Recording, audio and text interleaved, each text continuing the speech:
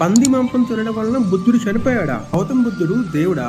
గౌతమ బుద్ధుడు ఆటవికి జాతివాడా? బుద్ధం చరణం గచ్చామి, ధర్మం చరణం గచ్చామి అంటూ ప్రపంచానికి అహింసయే మార్గమని చాటి చెప్పిన దార్శనికుడు గౌతమ బుద్ధుడు. కేవలం ఇండియాలోనే కాక నేపాల్, భూటాన్, థాయిలాండ్, చైనా వంటి దేశాల్లో బౌద్ధను అనుసరిస్తున్న వారు చాలా మంది ఉన్నారు. బౌద్ధ మతం గురించి కొన్ని ఇంట్రెస్టింగ్ విషయాలు తెలుసుకుందాం. భారతదేశానికి నేపాల్కి మధ్యనున్న లుంబిని అనే ప్రాంతంలో శుద్ధోధనుడు అనే రాజు ఉండేవాడు. ఆ రాజు యొక్క సంతానమే గౌతమ బుద్ధుడు. ఈ శుద్ధోధనుడు సూర్యవంశపు రాజైన ఇక్ష్వాకుల వంశానికి చెందినవాడని చాలా మంది అంటారు. మరికొందరు ఆయన నేపాల్ ప్రాంతంలో ఉండే ఆటవిక జాతి యొక్క తెగ నాయకుడని అంటారు.